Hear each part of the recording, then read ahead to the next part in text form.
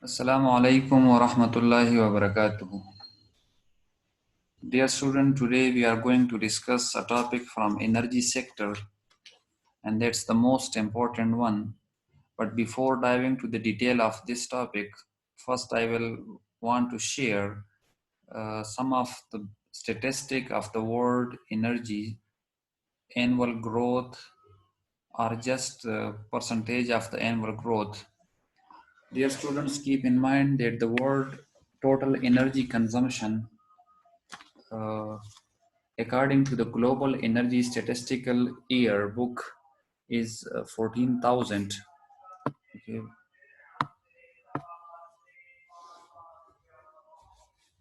that is 14,000 million tons.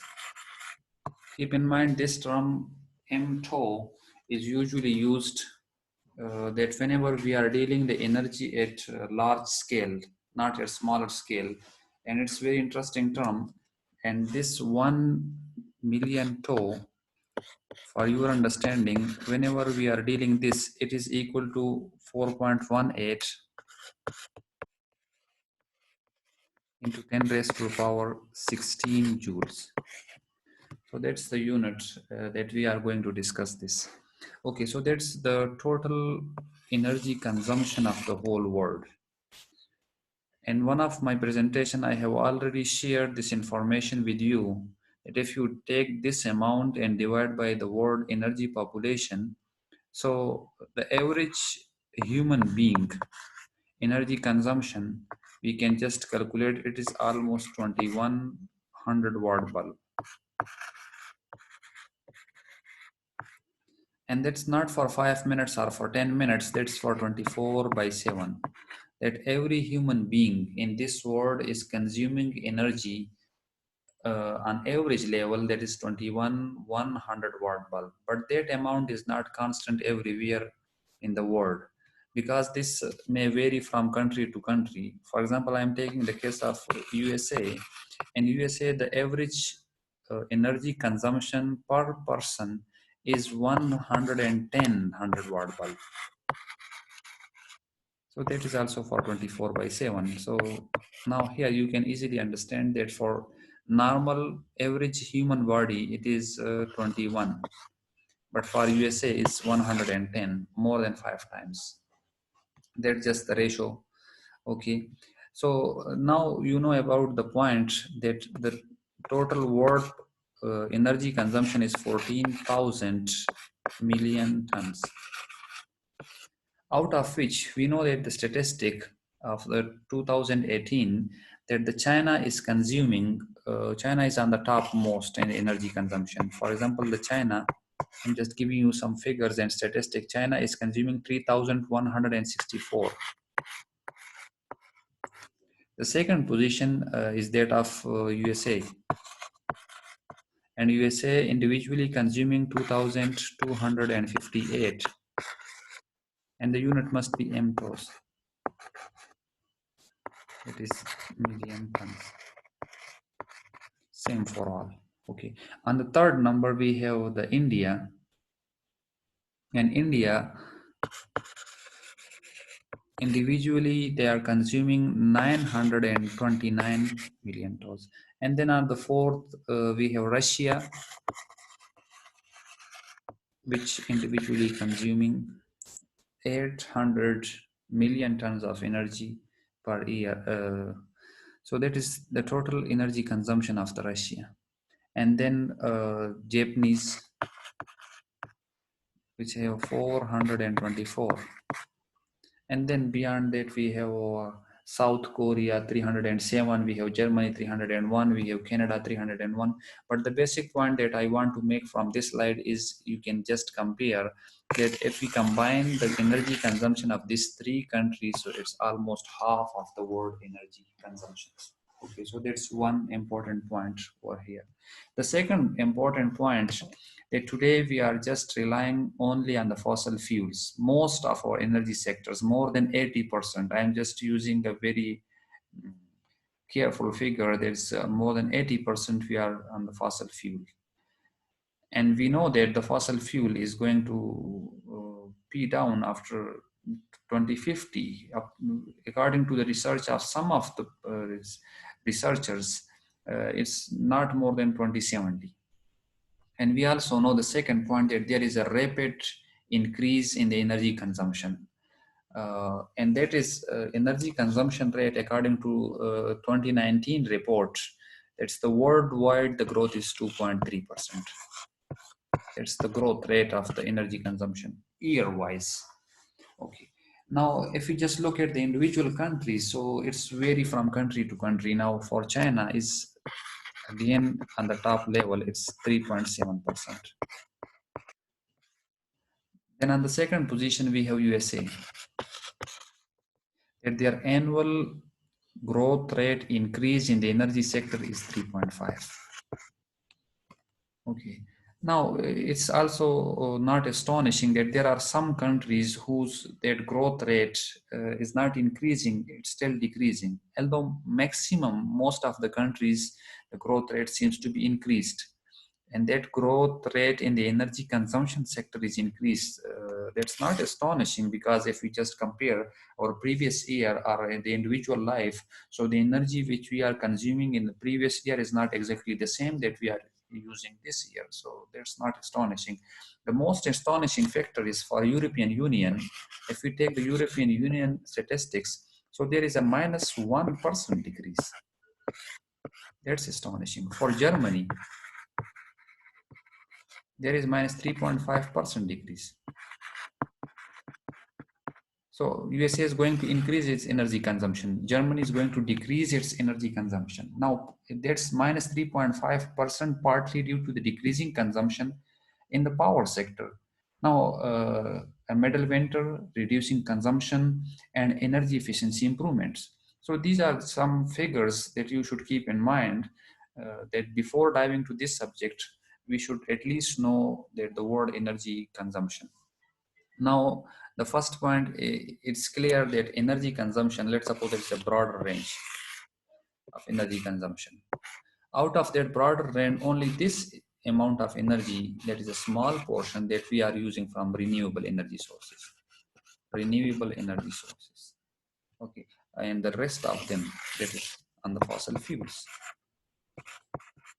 which may not be available after some time, because we know, according to the world statistics, that the energy domain is going to double, the food domain is going to double, the water domain is going to double, which doesn't mean that in the near future we don't have water to drink. But the basic problem is that the water will be available, but water according to our requirement and according to our demand will never be available. That they may contain the essential nutrients, the essential minerals that they have, that kind of water may not be available, easily not available. So that's the reason. Now, what should we do? Okay, being as a researcher or being as a chemist, is it possible that we can switch from that fossil fuel to some other factor, some other sources? That may be any source. So yes, there are a lot of options that we have. So today in this class, we are just discussing one of the option that we can switch from the fossil fuel to some other options. That is in the case of, in the form of fossil fuel cells. Now, what is fuel cell, how it work, what are the kinds of fuel cells, and how we can use in our daily life? Is it commercially available? Because there are a lot of perceptions regarding fuel cells in our society, that most of the people, they are thinking that it's not available. It's not possible to be commercialized. And some people, some educated people, still thinking that fuel cell is of no use. So in this lecture, I will try my best to discuss some important factors. But before discussing that, okay, let's once again, I'm coming here, that there are different terms like batteries and fuel cells. Batteries and fuel cell. There are some differences and some similarities between fuel cell as well as the batteries. And the first of all, I want to clarify that there are some similarities and differences. But first of all, the differences. What are these differences? Now, keep in mind, batteries is confined in a sealed container, we have a seal container, and in this seal container we have our electrodes and we have our chemicals. Now thus the capacity is measured in ampere hour, amp hour. That's the capacity. And now the second point, that we can also determine by the quantity of chemicals it's hold. If the chemical is good enough and they can completely oxidize or completely reduced, so then that's one good kind of batteries, and then we can easily take the electron. It means that the chemical energy is converting to electrical energy. Now on the other sides, if we take the fuel cells, now fuel cell is a different scenario. Chemicals are supplied from external sources. We have, you can consider like a container. Inside that container, we have different plates, and then the chemical oxidants and the fuels, they are continuously supplying from the outsides, from other reservoirs. So the capacity is limited only by the available supply of the reactants. If the supply is continuous supply, then it's working good. Otherwise, it may stop. So for this reason, fuel cells are rated by their power output, okay? And it's measured in watts. It's one sort of differences. Rather than the batteries is by capacity, but it is measured by its power. The second point you should keep in mind that fuel cell and batteries, you know that batteries is basically energy storage device. Energy storage device, okay? And the fuel cell, they are not energy storage device. What we can say, these are energy conversion device. So it stores energy and it converts energy. That's another difference. Now, another major distinction between batteries and fuel cells lies in the nature of chemicals employed. That which kind of chemical we are going to use within the batteries or within the fuel cells. Now, keep in mind, batteries, they're based on inorganic compounds. Inorganic compounds. And you know that they are basically metals and sometimes N oxides. What about the fuel cell? They usually employ hydrogen and also methanol, and they can also use ethanol, and they can also other hydrocarbons. So these are the different, these different fuels, that is hydrogen, methanol, ethanol, are different hydrocarbons. Basically, they use this as a reactant at negative electrode. It goes at a, we have different plates, that is a positive and negative, so that goes as a negative plate. Okay, and oxygen, they are also using oxygen at a positive plate. So that is the difference between here. Now here, a provision has also been made for the removal of heat liberated during electrochemical reaction. Okay. There is also a lot of explanation, there are a lot of regarding that fuel cells, that the most important thing and the most connected term to fuel cell is the platinum.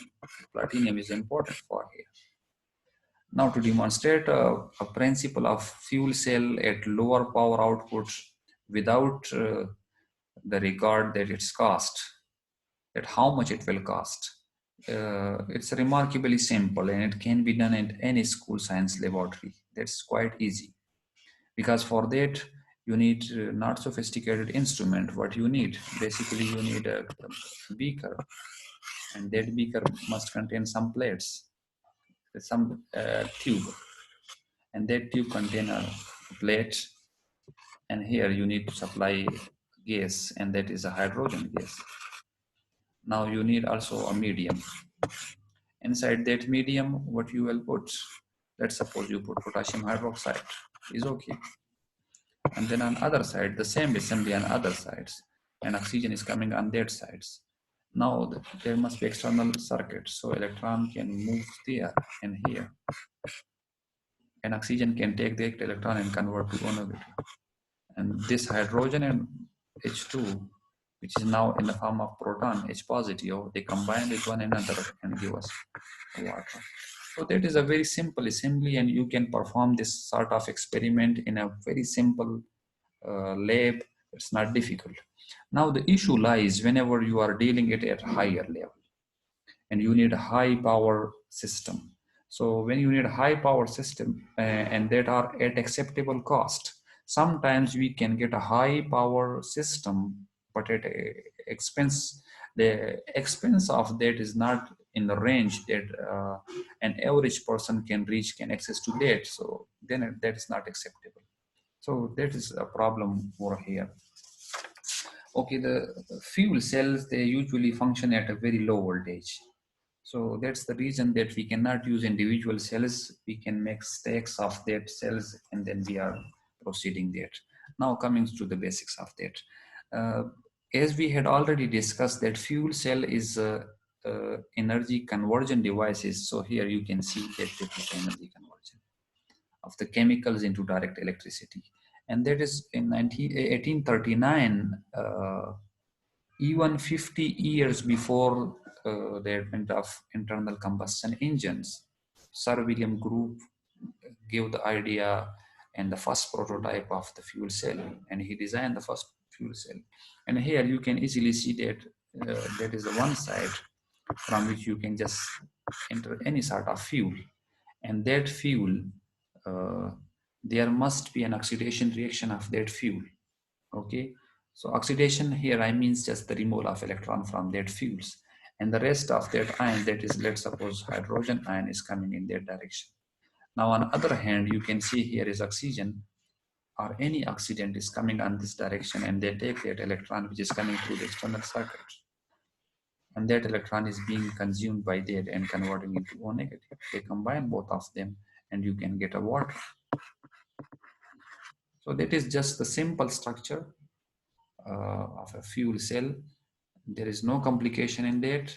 So now slowly and gradually we will move forward and we will discuss the type of fuel cell, the mechanism which is happening over here, but the basic structure will remain the same. Keep in mind, there must be electrodic, there must be a medium, there must be a fuel source, and there must be an oxidant. Okay. Now slowly and gradually we will just discuss one by one.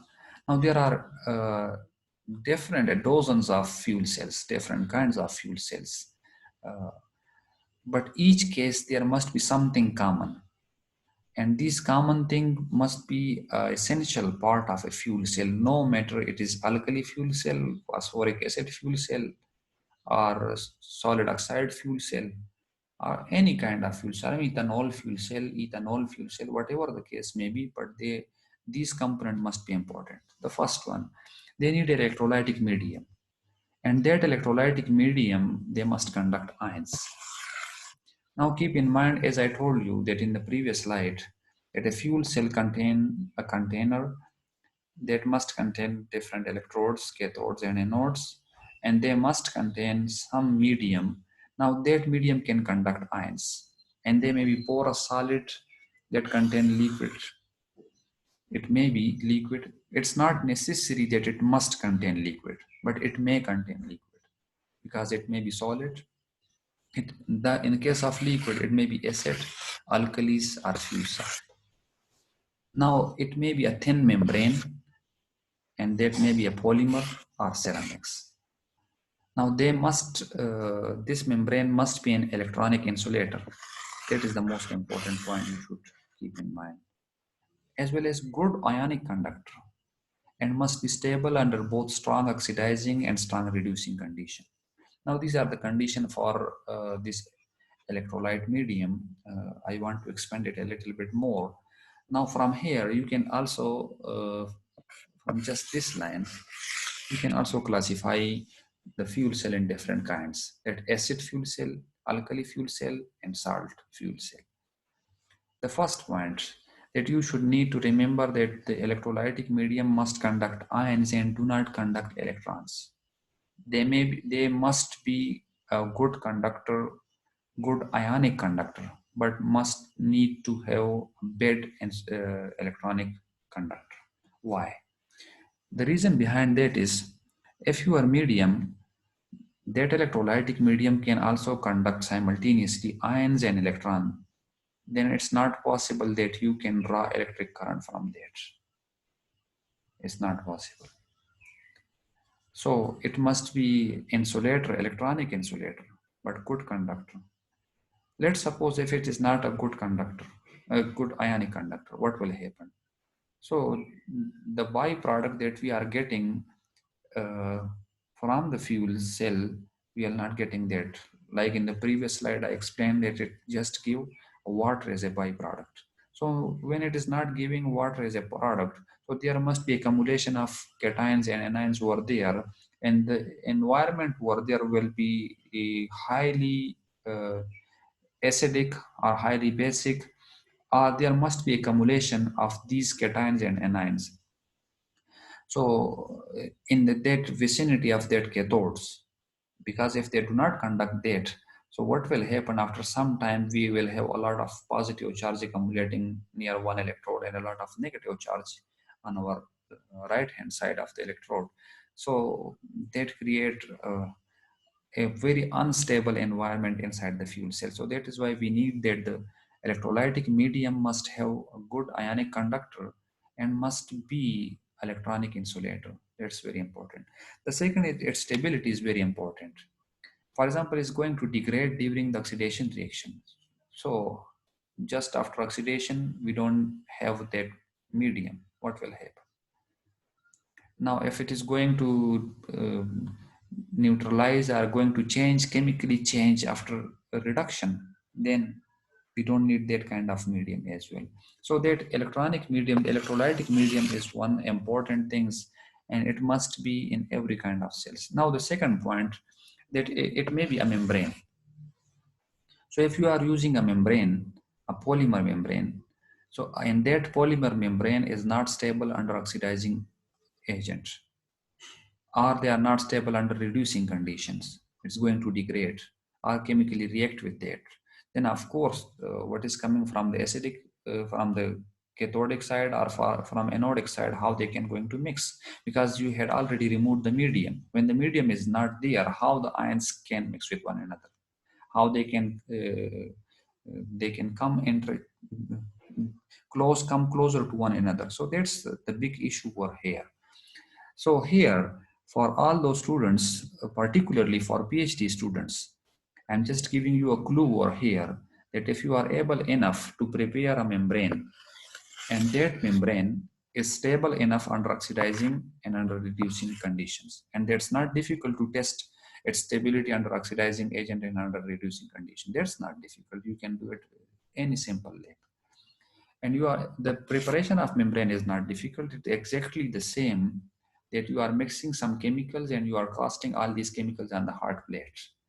And after some times, it's exactly that you are cooking a bread in the houses. Is exactly the same.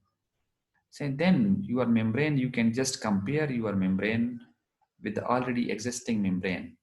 There are some standard membrane as well. You can compare its activity with that one. And I told you what will be that activity. You should check that either it is electronically conductor or not. If it is electronic conductor, you should discard that. If it is electronic insulator, okay, you had achieved one goal. The second point, it's a good ionic conductor. So if it can conduct ions or not. If it can conduct ions, and what is its ionic conductivity? How much is its ionic conductivity? You should also know that. So there are a few parameters about its electronic insulation and its ionic conductivity, and how much is its ionic conductivity. If you can easily calculate, you can easily calculate that. And if you are able that you had prepared a membrane that is electronic insulator, and they are good ionic conductors, and they are stable in oxidizing the condition and also in the reducing condition, then I'm sure that your PhD is already completed. So if you just focus only on this half slide, and you really understand that, then I assure you, then you have a very bright future. And the reason behind that is it's one of the hard topic these days. Polymer membrane synthesis. That's a topic over there. Now, if you are afraid of that in a membrane, there is some complex chemistry, and that complex chemistry, because their membrane must be made of some organic compounds, and I don't want to just discuss that kind of issues, then you have another option as well. You have ceramic material. So ceramics material are quite easy. That is why whenever I just started this class, uh, from the very beginning, I just addressed that issue that material synthesis is the most important one for any research student. So ceramic material, now how to prepare that? That's also quite easy. For that, you don't need a very high sophisticated instrument. Of course, we need for characterization some instrument, but for synthesis, we don't need that. For synthesis, you have different kind of synthesis. You can prepare in the crucible. You need a crucible, which is a high temperature absorbable instrument. Glassware, sorry, is not an instrument. And then you need a furnace. And these two things are available in every lab. So you can also prepare that. And you can also then check that ceramic, that either what's about this property and this one, that either it's electronic insulator or not, either it's a good ionic conductor or not. If you can do that, if you can prepare that, is okay, you have achieved your goals. Then you check that either it is stable in oxidizing condition or reducing condition or not stable. Then you can also have that kind of side waves. So from this particular, even a one segment, you have very broader views. Now you can extend it. You can go and browse your internet just by membrane for fuel cell, ceramics for fuel cell. The different people have different approaches. So you can also reproduce the same material by another way, or you can produce a novel material. So that is a one kind of study that you can conduct. What else is most important one? Now a negative fuel cell electrode. And that negative fuel cell electrode, it seems to be a simple electrode, but that's not a simple electrode, keep in mind. Now, basically, there are different things, they are mixed together. And in the previous discussion, in the previous class, I told you that we have one part synthesis. In that one part synthesis, we preparing some material. And that is a material of our interest, or simply that is our catalyst. So let's suppose you had prepared your catalyst, and that catalyst is a platinum based or platinum free catalyst. So let's suppose it's a platinum free catalyst. Let's suppose that is nickel. Okay, you had prepared nickel, and that nickel is of the size of 10 nanometer. Now you cannot use that nickel as such in the electrode, negative fuel electrode. What you have to do, you have to load on the carbon. And in that I have teach you last time that how to load on the carbon. You have to take activated carbon, and that activated carbon you have to sonicate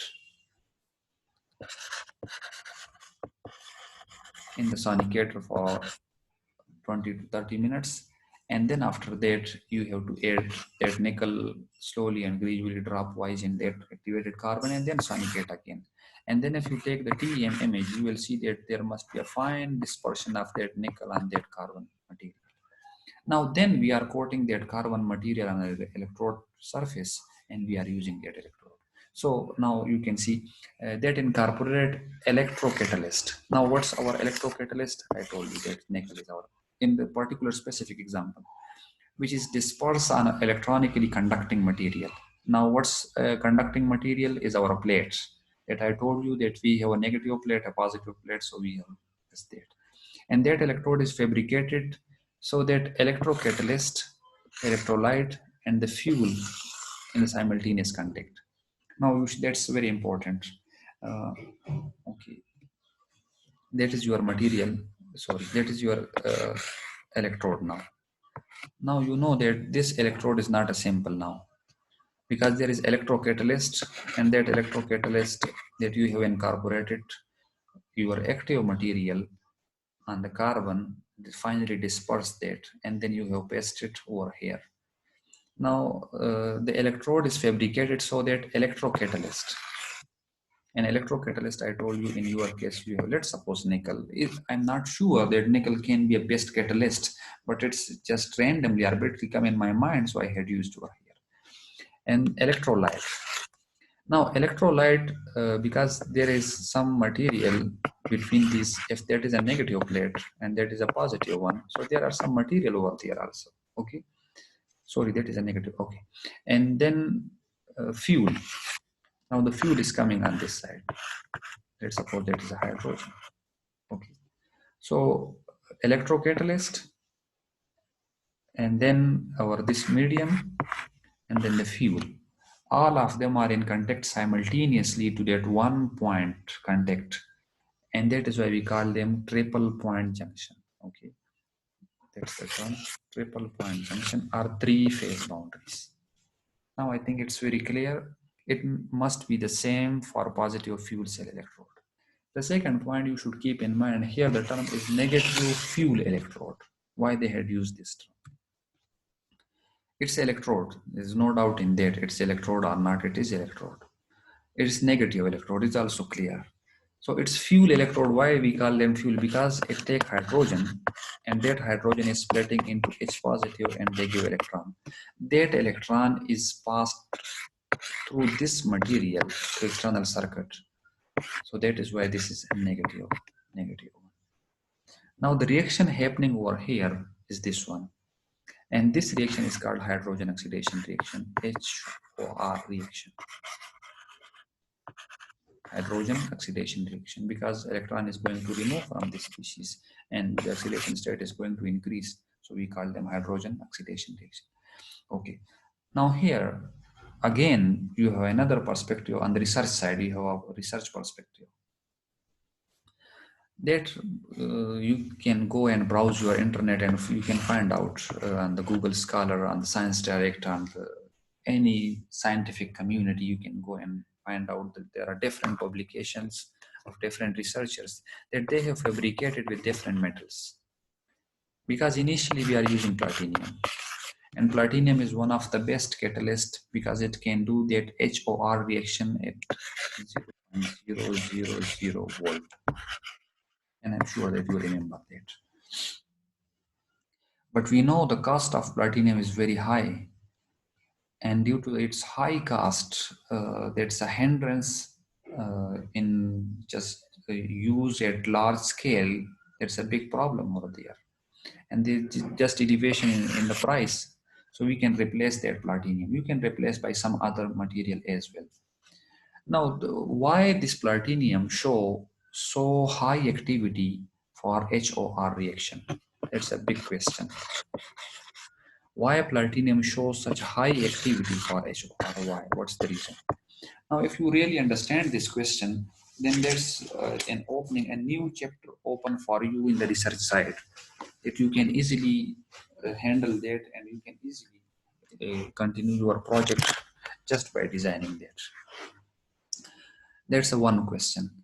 Now, if you really understand that basically due to its electronic arrangement, that the atoms, they are arranged on the platinum in such a fashion that the space between them is suitable for hydrogen adsorption.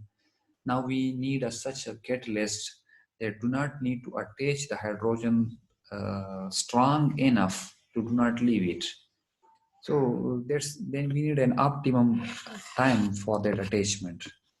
Then we can play with other material electronic structure just by doping or just by alloying and just by making different sort of geometric shape which can change its electronic arrangement and they make it favorable for this HOR reaction.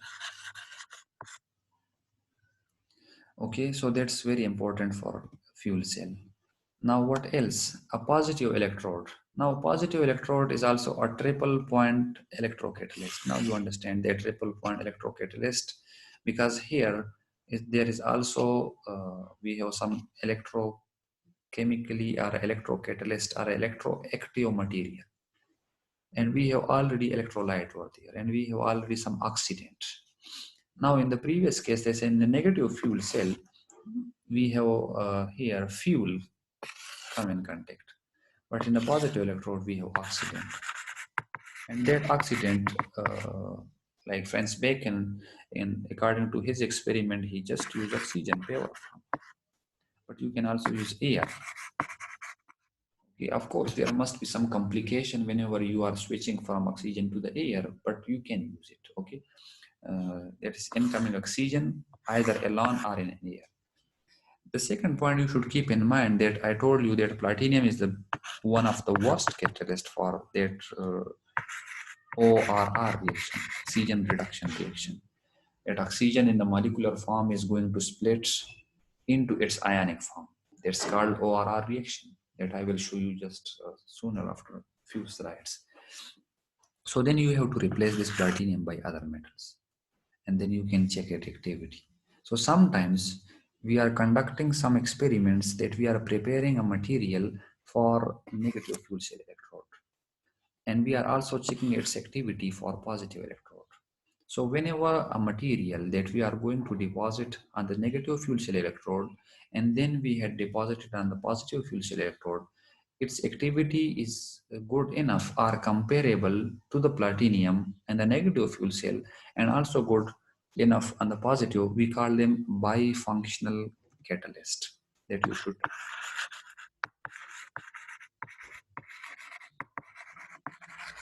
that is bifunctional catalyst. Okay.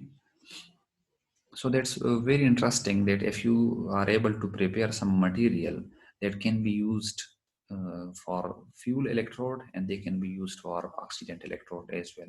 So these are different research perspectives that you should keep in mind. The third one is a bipolar plate. And this basically you should remember that the fuel cell the output is very low. Okay, so when the output is very low, then what we should do, so we should have to build up the high voltage or desired voltage just by uh, electrically connecting cells in series to form stacks. And when we connected in the stacks, this is only achieved by a bipolar plate and frames arrangement. Now you should keep in mind that if we have just, that is one cell, and that is another cell, and that is the third one, and that is the fourth one, and we are just connecting all of them in series, there must be a bipolar plate between them. Okay, now the function is to connect individual cells together. Okay, the second one, it should have some channels that if we are passing gas through it, because we are using fuel, so on one side they must pass a fuel, so they must be modeled in such a way that they can pass gas channels. Okay, the second one, they have also facilities of water coolant that we can also pass water through it or air through it in order to make the whole arrangement or cell stack cooler to perform in a better way. So they have both the facilities. The first one is for circulation of water and for circulation of gases as well. Okay.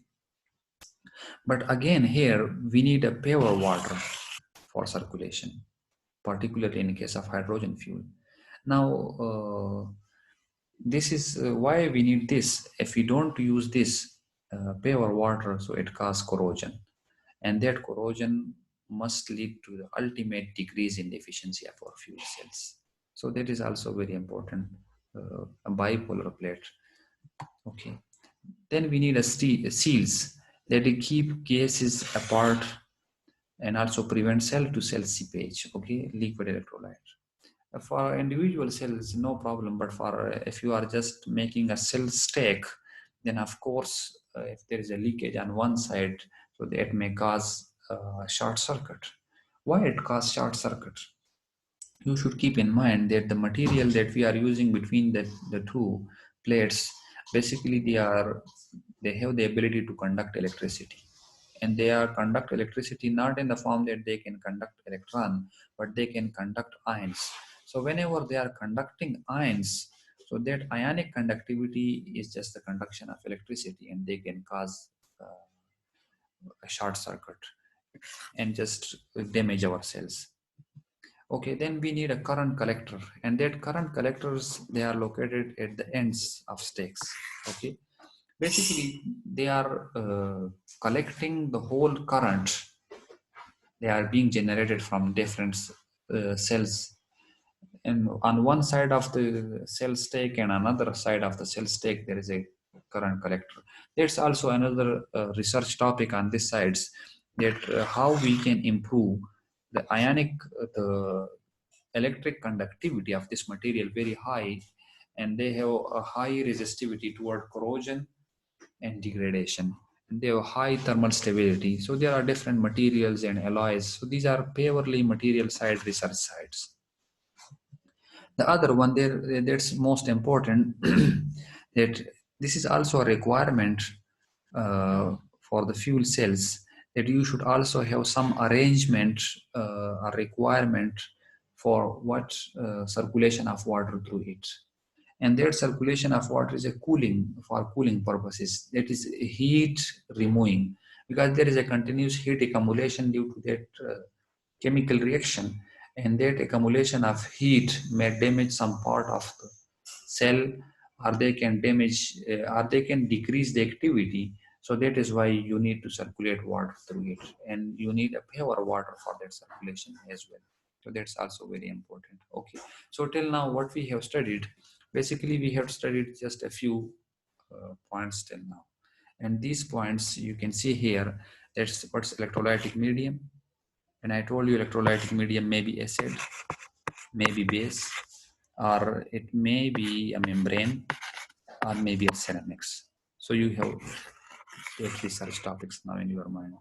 We have negative fuel electrodes, and I told you basically we are using platinum. You can replace.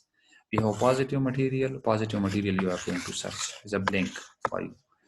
A bipolar plate, and I told you what is the function of bipolar plates. We have seals, we have current collectors, and we have requirement for air liquid, air or liquid coolings. So that we are the basic requirement for our fuel cells.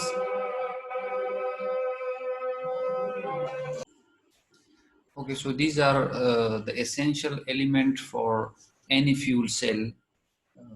And we also need to stack a lot of fuel cell together, and then we can get a desired output from that fuel cells.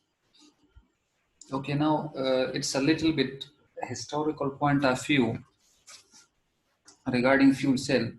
Uh, and here, as I told you, that the pioneer in the fuel cell was Sir William Groove, and that was 1839. But from 1839 till 1946, there was little attention given to that fuel cell, and that's the reason that Francis Bacon, for the first, not for the first time, but after William Groove, he worked on the fuel cell in that 1946 to 55 at University of Cambridge, and then Marshall of Cambridge Limited from 1956 to 1961.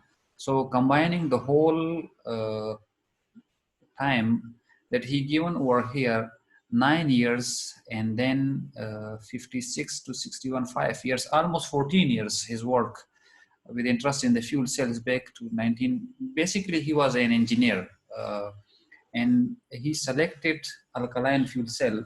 And being as an engineer, he appreciated the potential advantages of the fuel cell over both internal combustion engine and steam turbine as a source of electrical power. Now, basically, he selected alkaline fuel cell for his study, but he restricted himself to the use of pure hydrogen and oxygen reactant. He never think about the other thing, and he was very focused and very determined to his study. Now, later on in his recognition to the outstanding contribution, he won. He was elected for the fellowship of Royal Society in 1991, and he was the first recipient of Groove Memorial Award by the Groove Fuel Cell Symposium. Now here, alkaline fuel cell, basically he used a nickel-based electrodes. As I told you that platinum was very expensive, and there's also shortage of platinum as well. And at that moment, Francis Bacon was sure that it's impossible that platinum can be commercialized in the fuel cell. So that is why he just worked most of his time on that alkaline fuel cell, but that was a nickel-based alkaline fuel cell. Now later on, that what he had done in the USA, fuel cell was first used to provide spacecraft power during the fifth mission of the Project Gemini.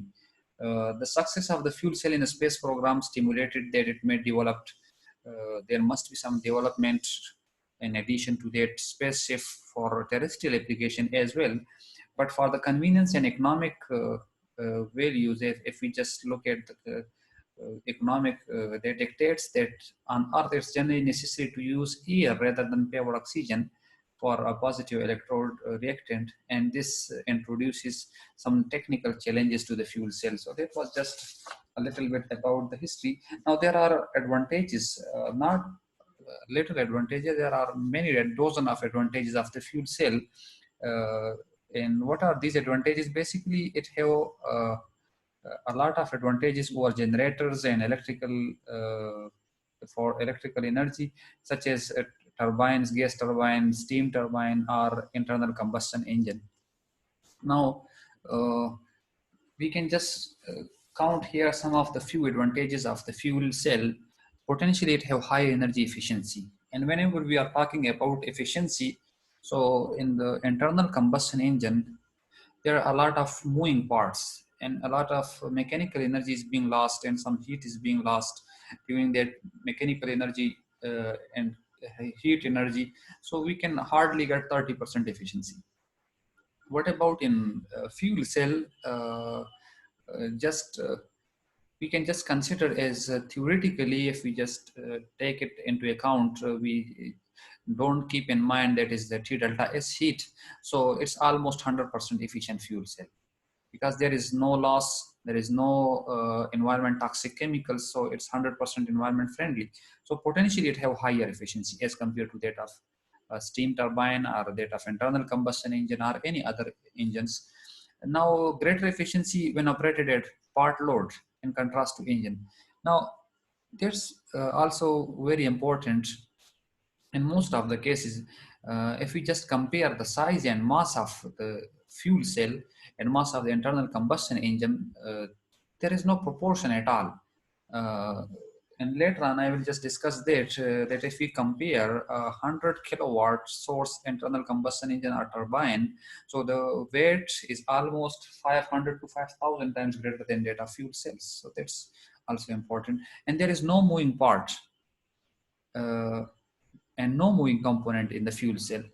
Uh, they don't have any fans, any blowers like that, and they need a little lubricant because we have just electrodes, we have a medium, and that medium we can use any membrane or liquids or whatever the case may be, but we are just using that, and there is no moving part. So when there is no moving part, we don't need lubricants for that. So on the one side, there is no enough amount of, there is no heat emission in the fuel cell. And the second point, the cost of that lubrication is also being saved. So the fuel cell is more attractive, almost silent. Now, if you just compare the turbine, internal combustion engine, steam engines, and the fuel cell, now we know that the fuel cell is quite silent. There is only chemical reaction over there and no other moving parts. So it's very silent and they don't create any sort of sound pollution or noise pollution. Okay, and flexibility of fuel supply, you can use hydrogen, maybe derived from many primary fuels.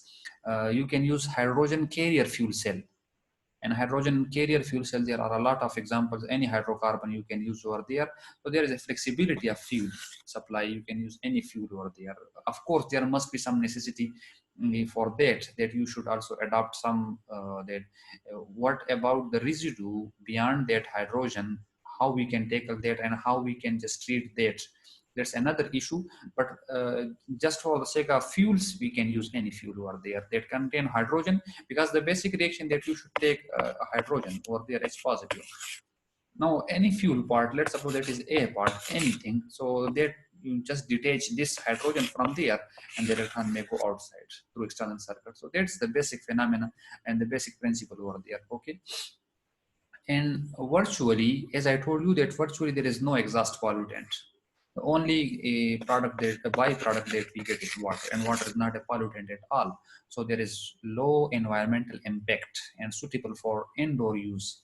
It's so safe that even inside a compound, you can also use a residential area, you can use it without any danger. So fuel cell is very important in that case. Now, the pure water emitted when you use hydrogen as a fuel cell, that you can use for lab purposes, that you can use for any other purposes, because that is a triple distilled water. It is a distilled water. Okay, so whenever you get this kind of distilled water, so at a time you are using hydrogen for fuel, and on other side you have also, there also work as a distillation plant. So that's very interesting. There is a rapid load following response time. As long as you are supplying the fuels, you can get a response after preheating. Of course, you need to heat your fuel cell before operation. So some fuel cell, they work at 200 degrees centigrade, some at 50 degrees centigrade, and there are a range of temperature on which it can work. So but the response, they are quite fast. There is a rapid response. Now, good power to weight ratio. So that I have discussed before, that if you just compare, there is a very simple comparison between two kind of combustion engines. Like I have a data that if you are taking 100 to 1000 to 2000 megawatt capacity, any turbine or internal combustion engine, so is somehow 500 to 5000 times larger than fuel cell. You should just keep in mind that is a ratio. If you have a 1000 to 2000 megawatt capacity. So what do you think about its combustion engine or turbine? So it's almost, that's not exact 500 to 5000 times larger than fuel cells. And that was the reason that in the spaceship programs, they have selected fuel cell because of this issue. That was the major advantages of the fuel cell. They do not just cover a lot of place over there. So that's really very important. Okay, that its modular construction is very easy. There is nothing confusion at all. Even the basic chemist can also design that, and they can give you a high efficiency, and ease of installation is also very easy. Okay, now that's very important that against these advantages, there are some difficulties over there in the refinement of fuel cell. Because I told you that whenever you are fueling natural gas or any other hydrocarbons, so first you need to reform that to hydrogen or methanol, and then purified. So these are, they make the task more difficult, and these are the other hurdles that you can face while using a fuel other than hydrogen. So first you should have to refine that. So there are some problems. So there are no free meals in the world. So of course there must be some problems. They are integrating with that, and then you can then you can just use it as a fuel. Now, in terms of kinetics and thermal management, the two different systems, the first is a refining system, and then the fuel stakes, then it become a hybrid system. Then that hybrid system, the kinetics and the thermal management, they become a little bit difficult. But that doesn't mean that's not easy. That's not possible. It's quite possible, but still it's a little bit difficult. Okay, so now the potential use of fuel cell are extremely diverse. That later on we will discuss it in this presentation, that there are the spectra of applications of the fuel cell is ranging from heavy duty trucks to the small cell phones, laptops, cameras, and some like that. But on that basis, broadly application fall in three categories: the stationary categories, and the second transportation, and third portable. In the stationary, as the word indicates, stationary means that it should be stable and it's not moving. So disperse electricity generation at the local level up to several megawatts. It can create several megawatts. Combine heat and power, that's one of the best attractive project, that you can combine heat and power for residential and commercial premises, hotels, hospitals, emergency power suppliers, and remote areas you can use for stationary. For transportation, it can be used for cars, trucks, and buses, railway locomotives, submarines, and subsea vehicles as well. For portable, for laptop, computers, mobile phones, and personal digital assistance. Okay, for military equipments, also for communication devices and global positioning, that is navigation system, receiver, portable radio transmitters, uh, and there are so many other applications. You can read that. Okay, now the basic differences between stationary. Okay, among stationary, that is, we have a stationary fuel cells, and we have for transportation applications, and the third one, that is a portable one, portable electronic. That's three. Now the stationary fuel cell, that range is important, that you should keep in mind. That is 1 kilowatt to multi megawatt power range. For transportation, this application may stretch from few hundred watt, let's say electric scooter, to a multi-watt. Okay, and for portable, it's obviously 1 to 100 watts. So that range is important, that you should keep in mind, that whenever we are discussing any fuel cell and we need to use it for stationary fuel cell, for stationary purposes, of course we must have to stake a lot of fuel cell together, and then we can use that. Otherwise, if we are using for electronic purposes, so a few may be possible. So that's very important. Then there are different type of fuel cells. Okay, and that fuel cells, keep in mind the fuel cell. Okay, that is, if you just take the voltage is plotted versus current density, and the current start to be drawn as the voltage falls. This impact that the contribution loss in performance are reflected at different regions of the voltage current curve. So if you take, okay, that I may discuss later on, but here there are different type of fuel cells. Now you can easily understand that phosphoric acid fuel cell, alkaline fuel cell, direct borohydrate fuel cell, proton exchange membrane fuel cell, and direct methanol fuel cell, and miniature fuel cell. But these are, all of them are used at low to medium temperature. Okay, low temperature or medium, and we have also some high temperature fuel cell as well, like molten carbonate fuel cell, direct carbon fuel cell, and solid oxide fuel cell. So these are three are here, and in the previous slide we have 1, 2, 3, 4, 5, and 6. So we have total almost 9 kind of fuel cell in this presentation, which of course is not possible to cover all of them, the detail of all of them, but I will just give a touch to some of the fuel cell. For example, I'm just taking the first one as a phosphoric acid fuel cell. And I will try to discuss some of the details, not all of the details, because all of the details are not possible to discuss here in this presentation. So then I will just give you the some data and some papers from where you can easily read that, and some books that are published by the Royal Chemical Society, Hydrogen Challenges and Perspectives. There are some books, so there are some chapters of that book that are completely devoted to only that fuel cell, and you can go through that material and study that, and that's are really very interesting. Okay, the first one is a phosphoric fuel acid fuel cell. Here you have the idea now from that general concept, that a fuel cell is composed of electrodes, a medium, fuels, and oxidants. Now here, where we can use phosphoric acid fuel cell, is it possible you can use as a fuel? So no, as a fuel is not possible. We can use as an oxidant? No, of course it's not possible to use as an oxidant. So where we can use it, it is used inside the compartment between cathode and anode.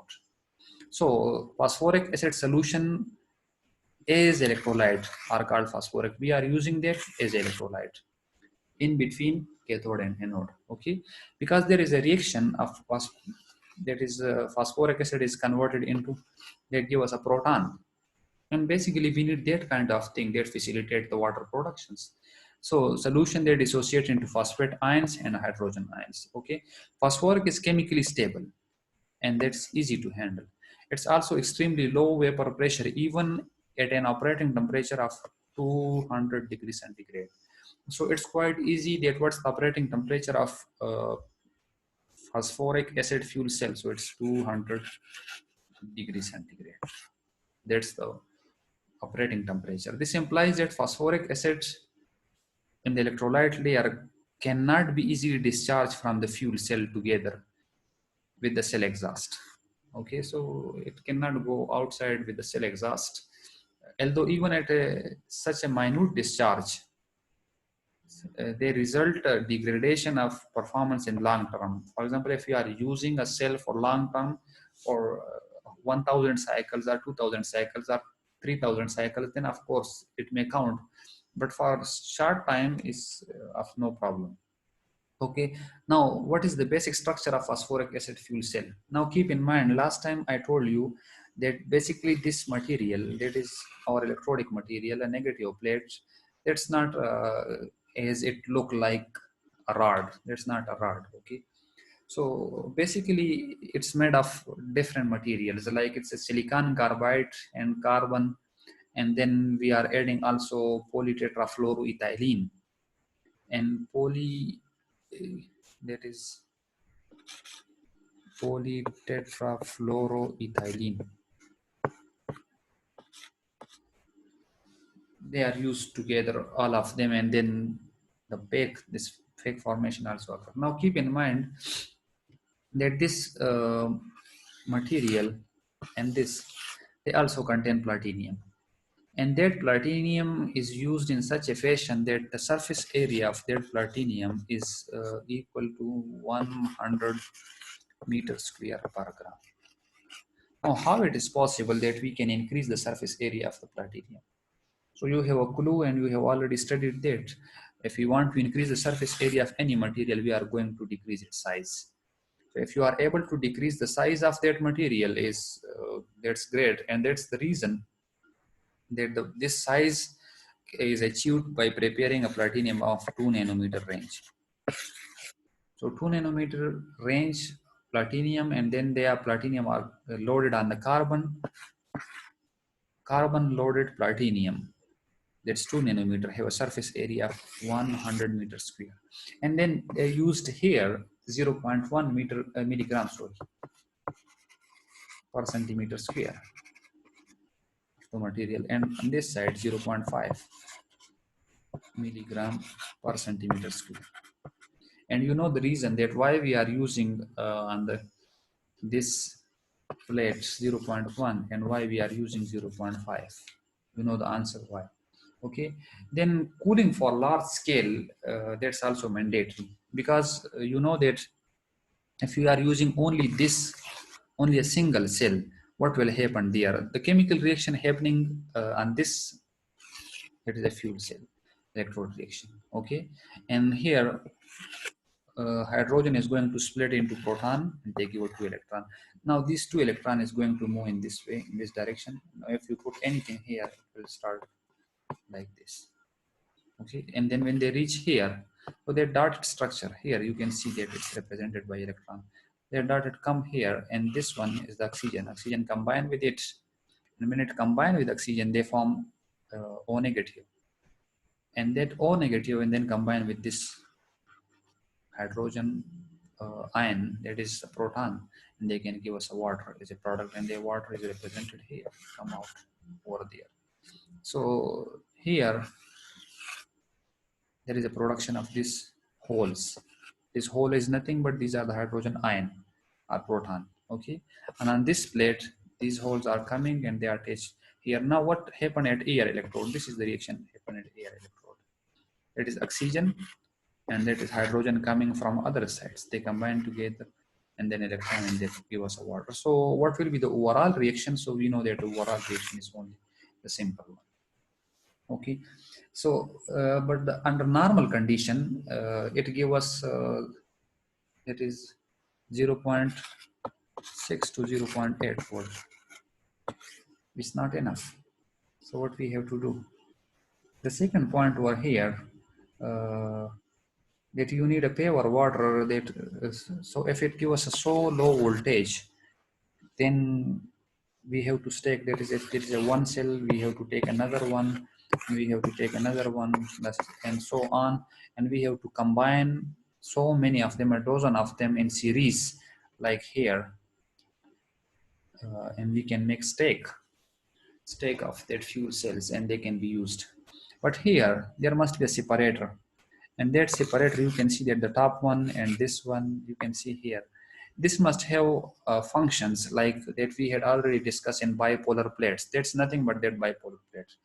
They have also a facility for that air channels. Air can easily circulate through that, and water can also circulate through. Now, why air? Basically, the fuel maybe just if you are just supplying hydrogen, they must have a channel for that. And the other one, if you are supplying some oxidant, they also have a channel for that. If you want to circulate water through that, they also have that facilities. So that is why we are using this fuel cell in the form of that stakes in such a fashion. The second point, that if you just take the efficiency, so efficiency of that fuel cell is 40 to 50%. It seems to be quite low, but keep in mind that it doesn't mean that kind of efficiency which is generally used. Here by efficiency, we means the ratio of electrical energy generated by the cell to the hydrogen energy consumed. Okay, if the waste heat generated can put into good use, then efficiency may be increased to 80%, which is very high efficient. Okay, and the other thing that I just remind you, that if you take the mass and the size, so it do not cover a lot of space, so that is why it's much more efficient. And I told you that if you just compare 1000 megawatt capacity fuel cell, it's almost 5000 times smaller than that of a turbine or steam turbine or internal combustion engines. So that's the basic differences over there. Now, okay, this is one of the power plant, that is PAFC, and phosphoric acid fuel cell, and it can generate uh, 200 kilowatts of power. So that is why it's, and I just remind you one thing that's really very important, that you don't need to forget that here it's given it's a fuel cell, so the output power, it's rated by the power that is measured in watts. If it was batteries, then we just compare in ampere hour, because that is the capacity. So here you can see here now the power plant. So there are some practical, and keep in mind that was the first commercialized fuel cell, and that first commercialized fuel cell was phosphoric acid fuel cell. So there was some information regarding that. Okay. Now, the second one was alkaline fuel cell. And alkaline fuel cell started by Francis Bacon studies. And I told you the usual procedure. There are to prepare alkaline fuel cell, that is quite easy. They must contain a electrode as a cathode, electrode as an anode, and then after cathode and anode formation, uh, the medium between them must not be phosphoric acid. As the electrolyte in the bake phosphoric acid fuel cell was used the phosphoric acid, but in alkaline fuel cell you are going to use uh, only alkalis, and that alkalis may be potassium hydroxide and sodium hydroxides.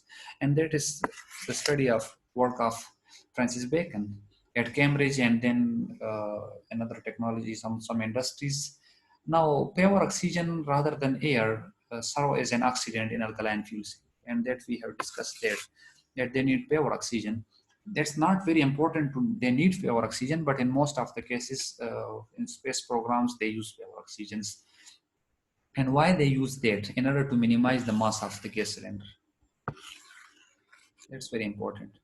And for the simplicity of the system. For most terrestrial application, now consideration of cost, it is important, and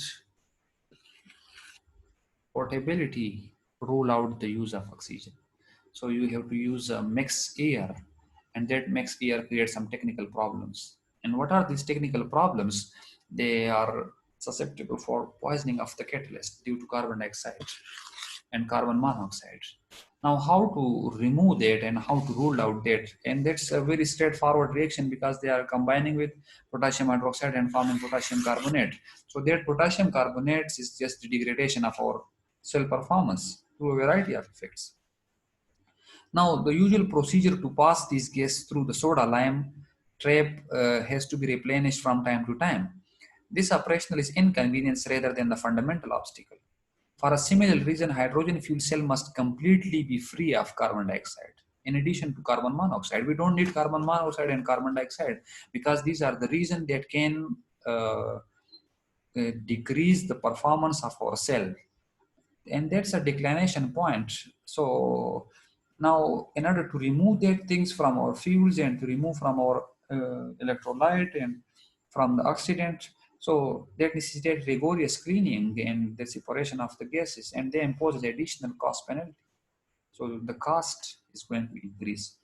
Now, for this alkaline fuel cell, keep in mind the normal nominal operating temperature is 60 to 90 degrees centigrade. And that's very interesting that its operational temperature is 60 to 90. The previous one, if you remember, that was 200 degrees centigrade. So it's just a much lower temperature than the previous one. Now, it doesn't mean that it do not work above 90 and below 60. It can work, although it perform over a wide range of temperature. Like it can work at 50 degree and it can work above 90 up to 150 degree. Now it's according to your choice of gas pressure, your electrolyte concentration, electrocatalyst. So it is possible that it can operate even at a higher temperature. For example, the Apollo spacecraft program, they had used at 230 degrees centigrade. Now 90 and 230, there's a big difference. But what they had done for that, basically they increased the concentration of potassium hydroxide from 30 to 75% weight. So he had used it 230 degrees centigrade, and what he had done, the increase in the concentration of that potassium hydroxide, and that is from 30 to 75%. Okay, and why he had done this? In order to prevent boiling. Now, giving a relatively low operating temperature of alkaline fuel cell, little heating is required to start up. As we know that this is a nominal temperature, operating temperature, so it don't need a lot of heat to give to the system. So, which is very rapid. So this feature provide alkaline fuel cell with the testing advantages. And there are different industries they used to prepare. For example, Elenco was an industry, they prepared alkaline fuel cell up to a multi-kilowatt the power of for electric vehicles, and they work at a temperature from 65 degree to 70 degrees centigrade. And they used to circulate potassium hydroxide with a concentration of 6.6 molar, and the function of that is both as a coolant and as a preheating medium.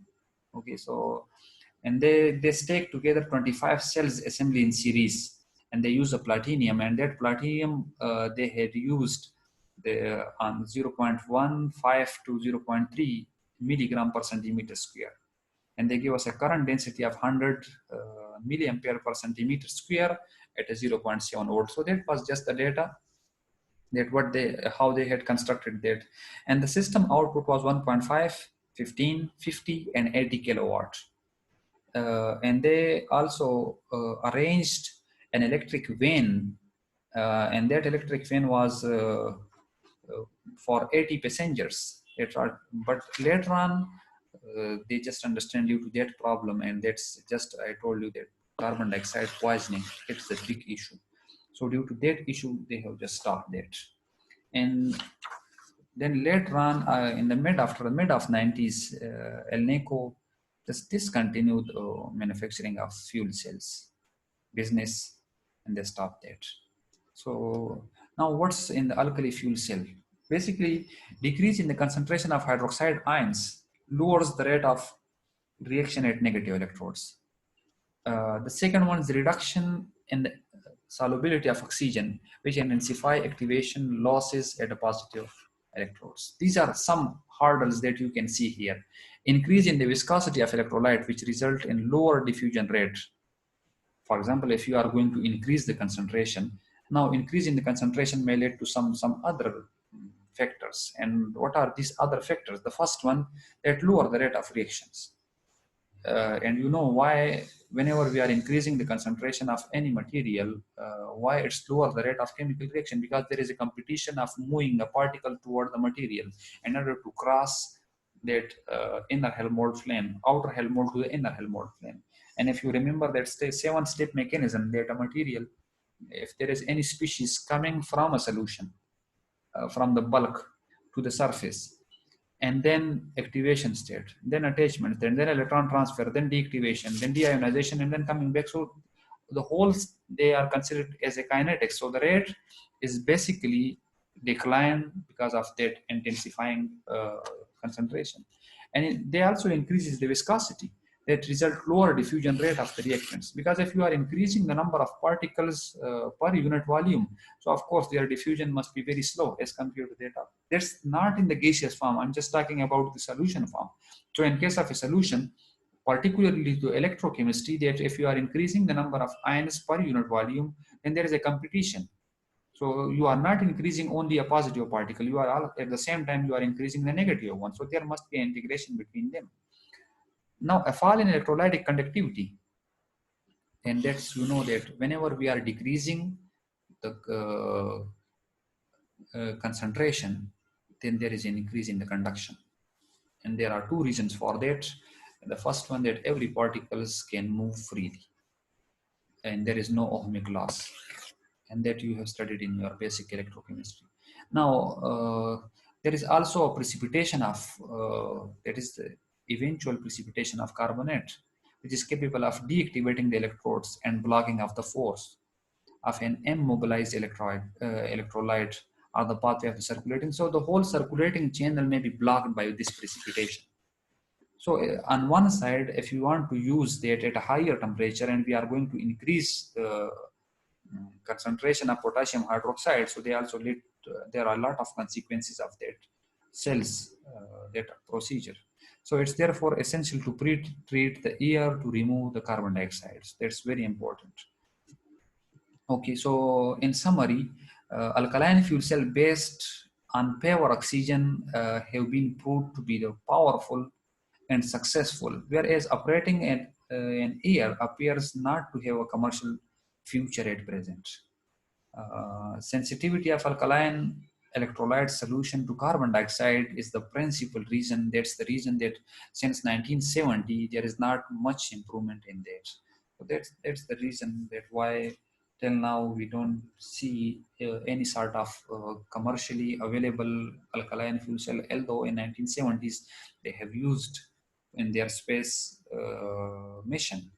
But later on we don't see on terrestrial level for terrestrial purposes. And the reason behind that, I told you that the only reason, that is the sensitivity of alkaline electrolyte solution to a carbon dioxide, is the principal reasons. Now, if you are able to prepare such a assembly in which you can block carbon dioxide, or you can just prepare some CO2 repellent inside that medium, that may be the great idea. And still the window is open for any of the research students, that they can do any research just by blocking that carbon dioxide. There are some other ways also, and researchers have just tried to find out there are some other ways for their purposes. But still we have a long way to go. So that's the reason that there are some advantages and some disadvantages at them simultaneously. Okay, we have another kind of cells, we call them direct borohydride fuel cells. I'm not sure that previously you have heard about this kind of fuel cell or not, but that's really very interesting at this level. Now you can see here sodium borohydride, and sodium borohydride is unstable in acidic medium, okay, but dissolved in a strong alkali to yield a stable electrolyte solution. Okay, so if you just understand only the first line, then you understand the whole scenario of this DBFC. You should also sometimes try to remember that abbreviation as well, because whenever we are going to compare the activities, selectivities, operational time, and yield of the different fuel cell, so we will just use only these abbreviations. Okay, so sodium borohydride is unstable in acidic media but dissolved in a strong alkali. Okay, so now this then is a variant of AFC, alkaline fuel cell. Okay, with the added attraction that is not necessary to provide a cylinder to compress hydrogen. And that's very important, that it simply means that at the same time you are also producing some hydrogen now, so you don't need to compress the hydrogen rather than the fuels. It's already present in the electrolyte solution. Already your fuel is already present inside the electrolytic solution. So the discharge product is sodium borate, NaBO2, which if desired could be factory recycled. That may be possible that you can recycle that. Now there are some limited research on this system, uh, and the reason behind that is why there is a limited research, because it's not according to the which is the basic scheme of that fuel cell. So there is some limited research on that. At least one Japanese company, they are developing this. And why they are doing this? Because there is a direct methanol fuel cell. They want to find out alternative of that as a power source. And for what? Basically for computers, laptop, and possibly for mobile phones. Thus, the direct borohydride fuel cell is a certain characteristic of alkali fuel cell, or are strongly alkaline electrolyte, or other direct methanol chemically bound hydrogen, and suitably to power portable electronic devices. So on one side there is not too much research on that, but on other side commercially still there is a one industry, they are continuously working on that and they are preparing that, and maybe it can be a best, not a best, as a one of the competitor in that electronic industry. Okay, there is the most attractive one and the widely studied. It is proton exchange membrane fuel cell. This is also called polymer electrolyte membrane. So polymer electrolyte membrane fuel cell or proton exchange membrane fuel cell, the abbreviation remain the same. And as a solid polymer electrolyte fuel cells.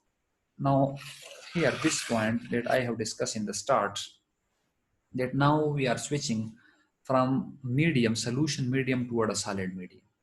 Previously, we had used a solution, acidic solution, and we call them phosphoric acid fuel cell.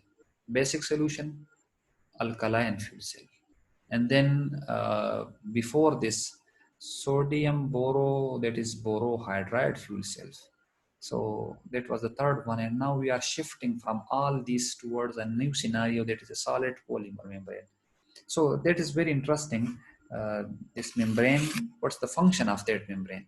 Now keep in mind that it is an acid electrolyte fuel cell that operate at the same principle as phosphoric acid fuel cell, although there are some important differences. And what are these important differences that we will go to discuss one by one, slowly and gradually, and it's very interesting amongst all. The electrolyte is a thin membrane of a copolymer. Now, polymerization, there is a copolymer, and what's meant by copolymer, I'm sure that you remember that what's meant by copolymerization. So, electrolyte is a thin membrane of copolymer, and that is highly conductive to hydrated proton. The standard membrane material is sold under the trade name of Nephines, which is produced by DuPont Corporation in the USA, originally application for some alkali industries, chloralkali industries. So here, the backbone consists of PTFE, and that is polytetrafluoroethylene that we had discussed before. That is the backbone, consists of this. And to a side change of the perfluorinated vinyl polyether is bonded with oxygen. Now there is some modification with the basic one. Sulfonic acid group, that is SO3H, at one end sides, they can exchange with the proton to facilitate the passage. Now this must have two characteristics. One is a water repelling characteristic and the second is a water absorbing characteristic. And you will astonish that how it is possible that some of the compound have both the qualities at the same time.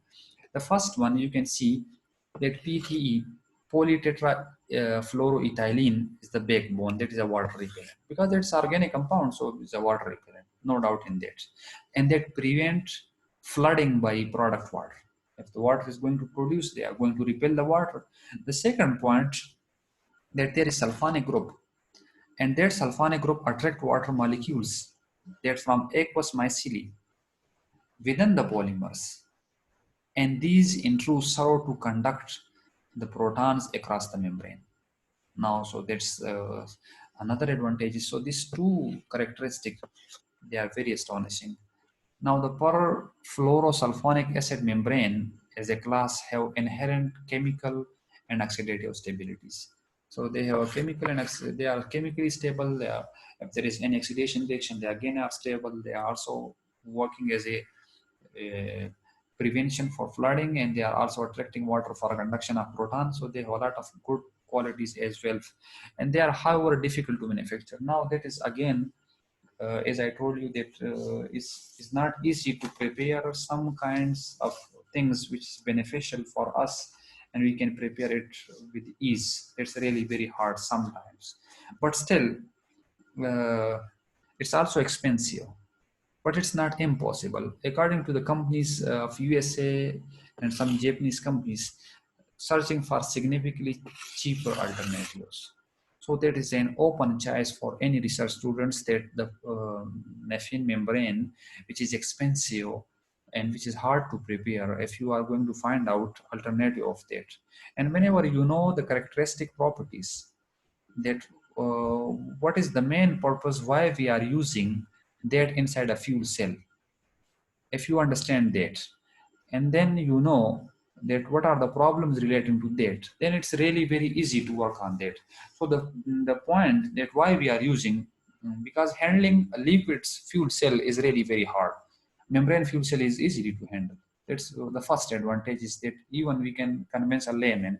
The second point, that there is a water that is going to produce at the end of a chemical reaction. So water preparation is the second point. Now, when you take both of these components together, that is, there is water inside a fuel cell, and so we need a repellent. That is a wiper. They can clean the water from there. The second point over there, there is also some proton. So we need a proton to exchange from that negative electrode toward the positive one in order to get the water. How to do that? So if we can prepare any of the membrane, which is cheaper than the nephine membrane and which can easily be prepared, then that's really a wonderful work. Now, most of the researchers, they are working on that development of thinner membrane.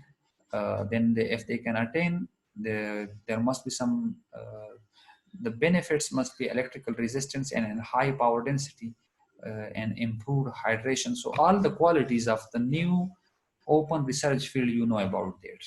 Now, what we need, basically, we need some a little thinking about that, a little work about that, and then, of course, it's not hard to prepare. Uh, and then there must be a breakthrough in the polymer exchange membrane fuel cell or proton exchange membrane fuel cells. Now, the basic assembly of that cell is given over here. Basically, what's here is scrubby material on one side, and there is also some scrubby material on another side. So one is our fuel electrode, and the second is our carbon electrode. And here it's very clear that it's a carbon cloth. Okay, so we need some space. As I told you before, we need some spaces between these materials. So it's very easy for us that hydrogen can penetrate through that. And we also need, if that is the black one is the carbon, so we also need, you can see here, there are some kind of attachment, that white color in this figure. You can see here that there is some platinum also. Okay, so basically this platinum is a catalyst, and the reaction that must happen at the interface of at the surface of that platinum, so it must be exposed. But how the hydrogen can come in contact with that platinum, so we need some channel work, and some channels, and that channel is basically from there due to that carbon. On other sides, we also need oxygen, and you also see here oxygen come in contact with that of material. Now, this reaction, this entire reaction of that hydrogen, which is happening on this side of our material, is shown here. And you can see here that basically hydrogen comes in contact over here. That is our hydrogen come in contact with that platinum, and then they give us two electrons, and that electron is going to transfer here like this. And when they reach here on other side, then what happened? That is our positive. then the reaction is happening. Okay, and now interface of electrolyte and electrocatalyst. Oxygen is coming here, and then they are going to take these electrons, and hydrogen is coming from the nephron membrane. Now this shaded area that is a little gray, that is a nephron membrane, and that nephron membrane basically act as a transfer of that proton, because they exchange the proton from this side to this one. So that's just a very simple assembly.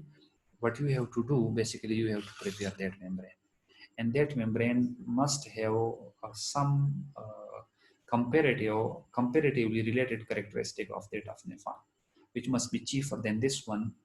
Maybe the activity is not as high as it is, but the cost is quite low, then it's also acceptable.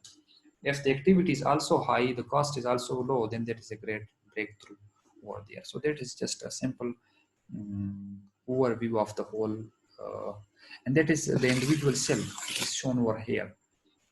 You can see here there is a hydrogen is entering at one side. Now if there is any residual hydrogen, they can come out through this, and this scrubbing material is our negative. This is our negative electrode, is shown here.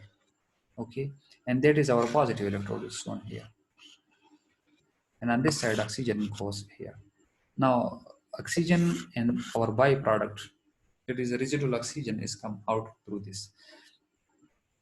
Now polymer electrode, that is our polymer is here. So basically that is this one is our negative electrode, is written here, and that is our positive electrode, which is written over here. So, and that is membrane electrode assembly, MEA, that means membrane electrode assembly, that is arranged in such a fashion. So basically that's not difficult to design, not difficult to work, but to get a desired output from this, that's really hard. And this individual cell we are going to connect in series, and when we connect all of them in series, then we can take a proper or desired output from that of the signal.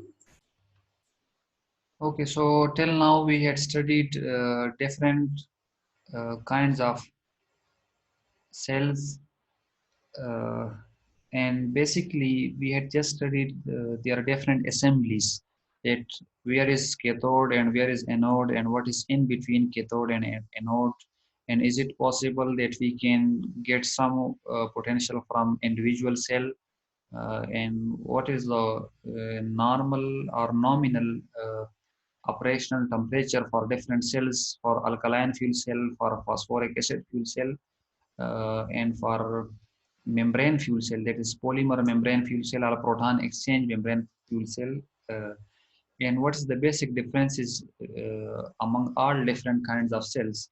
So if we just have a quick look to all of these different kinds, no matter that either in between the cathode and anode is solid, liquid, or gas, or whatever the case may be, but the basic procedure is the same. One of the most important thing that we should need cell operation, that how cell can operate.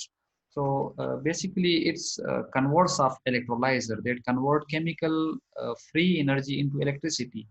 Now fuel is oxidized at negative electrode, and that we had discussed in many of our slides, that fuel is going to oxidize. Like if we are going to use hydrogen, so we name that as a hydrogen oxidation reaction. Okay, so that's the first one, is the fuel is oxidized at negative electrode with the release of electron that passes through the external circuit and reduces oxygen at positive electrode. And this kind of reaction, which is happening at positive electrode, we call them oxygen reduction reaction.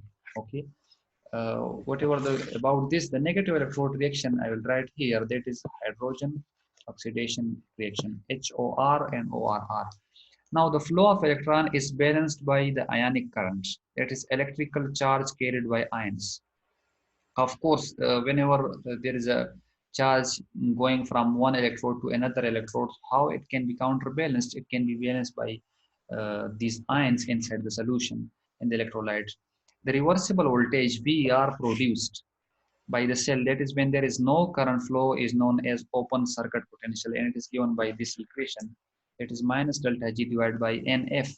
And you can also write in another way, that is delta G is minus NF E. You can also write E as a potential R, that VR, which is written over here as a reversible or open circuit voltage. So that's the equation that which can just tell us about that, about the reversible voltage. It depends upon on the number of electrons, inversely proportional to the number of electron flows, and also to the delta G, that gives free energy. Okay, F is the Faraday constant over here. Okay, now here, when you look at this, the cell voltage is plotted versus current density. That is a cell voltage on our y-axis and current density over here. And as current starts, uh, if we are just taking starting from here, so as the current is drawing, there is 0.1, then 0.2, 0.3, slowly and gradually. So the voltage falls. Well, there is voltage fall. You see here that initially it's this value, then after 2 it's this value, then after 0.4 it's have this value. So there is a gradual fall in the voltage. The factor that contribute to loss in the performance is reflected by the different region of that curve. There are, if we just broadly divide it into three fragments. So, okay, so we have this first fragment of that curve, and that is the second fragment and that is the third fragment. Okay, so there are three fragments. So we have just, this one is up to here, and the second one is up to here. Okay, and the third one is still here. So basically there are three different factors that can contribute to the loss in performance. That is the voltage drop, and that voltage drop basically initially, when there is a small current drawing from here, that is due to electrokinetic limitation, and that we have studied already in basic chemical reaction which is happening at the interface of any catalyst or any electrodes, that we have studied that before. The second one is due to ohmic limitation. That is the middle part.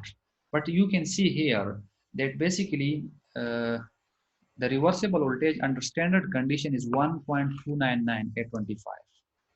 Okay, and drawing current from the cell. However, the voltage developed is much lower than this, is typically 0.6 to 0.8. If you just note here, the 0.8 is like this, and that is 0.6. So that basically refers to the middle line, and that middle line, you can see here, there is not enough drop in the voltage over there. Basically, there is a sudden fall over here, and this position here, that's quite slow.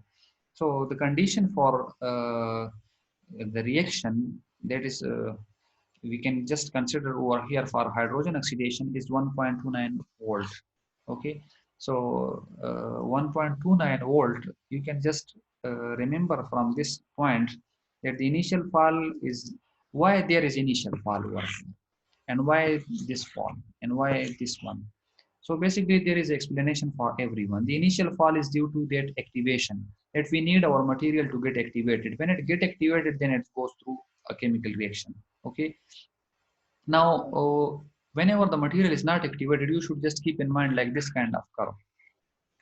So when the material is not reached here, how is possible that it can give us some products? So until and unless you take the material out of that bulk and they get activated, you reach to this activation barrier, cross this activation barrier, then there is a possibility of either oxidation or reduction reaction. But whatever the reaction may be, the reactants is going to convert into product.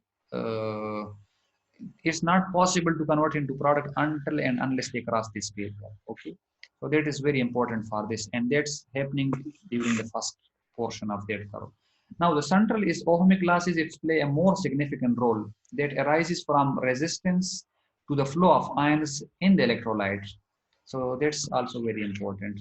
That is the ions in the electrolyte. And finally, the mass transport limitation, that is concentration limitation. It can be represented by this, which result from gas consumption, outstripping supply becomes a dominant at high concentration. There are also electrical resistance losses in the collector and conductor of the current. There are possibly side reaction and maybe leakage of ions and current between the series and the connected, all of which may contribute to the voltage drop. But that voltage drop may count it as uh, it may be counted either due to electrokinetics limitation or ohmic limitation or mass transport limitation. So that's important one. The second point over here that if we are going to plot the cell voltage versus current density, you can also see here a power density here. And the maximum power you can attain here, initially as the current line, the power density is increasing. And we peak power over here, and you can just see here, it's just in between there 0.6 to 0.8, up above 0.6 voltage. So that's about the power voltage. Okay. Now, referring back to the voltage versus temperature relation of water electrolysis, if you just keep in mind that there is a water electrolysis, uh, it will be apparent that only free energy of the reaction, that is a energy, is a gives free energy for the conversion of electrical energy, whereas entropy is represent the energy that lost in the surrounding. So it means that is the heat in the form. That is basically this heat, and that is the available energy for the chemical reaction. The higher the temperature, smaller will be the voltage developed, and the larger will be the quantity of heat evolved. Now, this is a very technical point over here. Uh, the higher the temperature, if we just keep in mind, the higher the temperature, the smaller will be the voltage developed.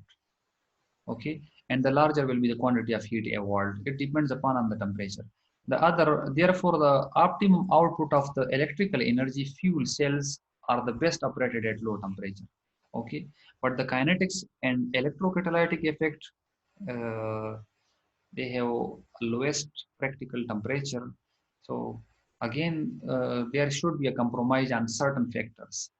Now, fuel cells that run at high temperature are best developed for CHPs. If you remember, initially we have discussed that the CHP schemes are combined with the gas turbine uh, as to make a maximum use of liberated heat. And that we have initially discussed that there are some sectors of fuel cells they need to be improved.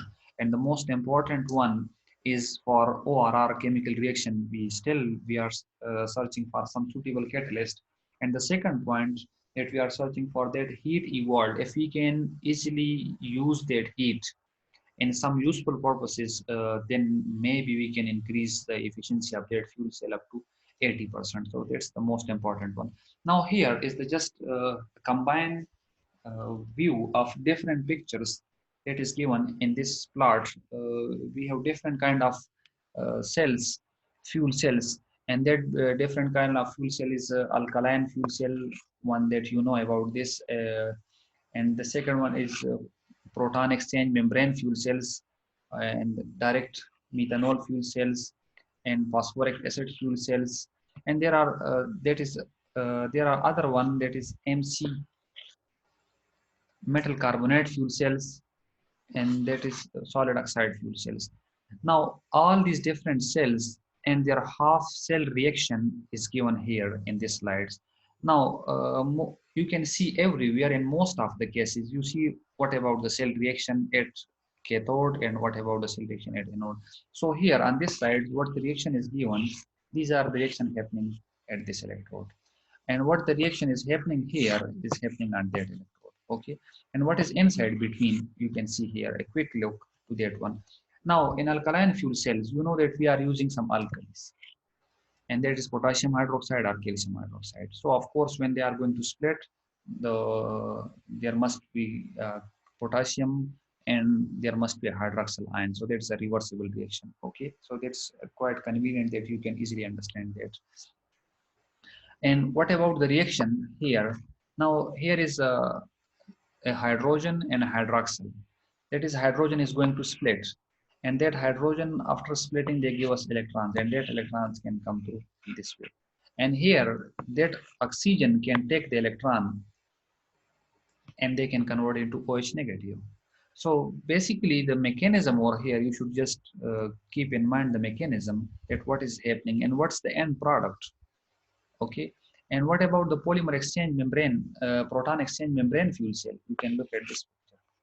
So proton exchange, again, there is a water split, hydrogen splitting, into proton and electron, and on this side, this is the product as well. Now you can see at the methanol and ethanol, what's the product over here? So there is also a product that is carbon dioxide, and there is acid or polymer that is over here. Then this is a problem, that how we can handle to this carbon dioxide. Now on this side, generally you can look at this reaction, that is just oxygen reaction. And oxygen and that proton which is coming from this side, so the proton is combining with that oxygen and they can give you the water as well. In case of phosphoric acid fuel cell, we have studied that chemical reaction, again the same. It's quite simple. And on the right hand side, you also see it's oxygen. One thing is very common, no matter whatever the case may be, and no matter which type of cells, again there is only oxygen that is used. And they are consuming that electron which is available. That's common over there. And the most of the product you can see they are water. Here it's hydroxyl ion and here it's carbonate and here is oxide, but in most of the cases you can see that it's common. So that is a general overview. So that was the general discussion about the fuel cells. Now in this slide you can see that there are different application of fuel cell, and there are which kind of fuels we can use. So that's in the center we have fuel cell, and now above this line, we can see here that which kind of fuel we can use. Hydrogen we can use as a fuel in proton exchange membrane fuel cell, and that is alkali fuel cells. And that we had studied in detail. Now, methanol or ethanol, we can also use as a fuel in fuel cells. We call them direct methanol fuel cells or direct ethanol fuel cells. We can also use that, okay? And what's the consequences, what is the side reaction that we had studied just in the second last slide. Now we can also use biogas as a fuel, biomass as a fuel, coal, natural gas, petroleum, and then we have different categories. You can see solid oxide fuel cells, and we have different, that is phosphoric acid, and that is proton exchange membrane, and different kinds of the fuel cells that that is a broader spectra. So it means in the fuels, we are not restricted to use one kind of fuel. The second one, we are not restricted just one kind of mechanism over there. And there is a broader range. Now, the third one, we are not restricted even to a single temperature, that at this temperature our fuel cell will work. So we have different temperature ranges, we have different fuel varieties. So there are a lot of application over there. Now, what about its application? So as I told you, there is a portable device, transportation, and stationary system. And that we had studied in detail that in the portable devices, that it can, in the laptops, that there are some Japanese industries, they are preparing some fuel cell for laptops, cell phones, and some other devices, electronic devices. For transportation, in the road is also okay, sea is also okay, and in the air. So we can also use, so there are different examples. For the road, I told you that there are some different examples for hydrogen fuel cells. There are different buses running by hydrogen. And the sea, there are submarines and air, space shuttles, and the stationary for some residential areas and industries. Now, the last point that I want to conclude the whole discussion over here, that what we basically understand from the fuel cell, that it's quite convenient, it's economical. Uh, why it's economical? The reason behind this is in most of the cases they are using hydrogen, and hydrogen is the most abundant element in the universe. That's the reason that we can claim that it's either we can use direct hydrogen or hydrogen carrier fuels. So these are the second point. It's environment friendly. How we can say it's environment friendly? It's environment friendly because in most of the cases we know that the product or the byproduct is only water. Even if they can release some sort of carbon dioxide or some carbon dioxide containing, like in carbonates, it's much more, that is comparatively less as compared to other technologies.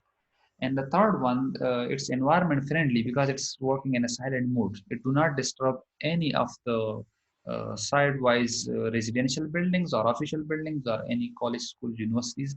So it's quite silent.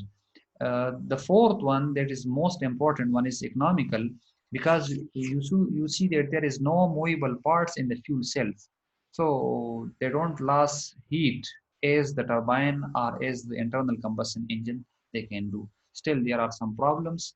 So I'm sure that some of you will come forward and they will try to solve the problem. At least if cannot solve the problem, so at least you should try to solve some of the problem regarding the fuel cells and regarding the energy sectors.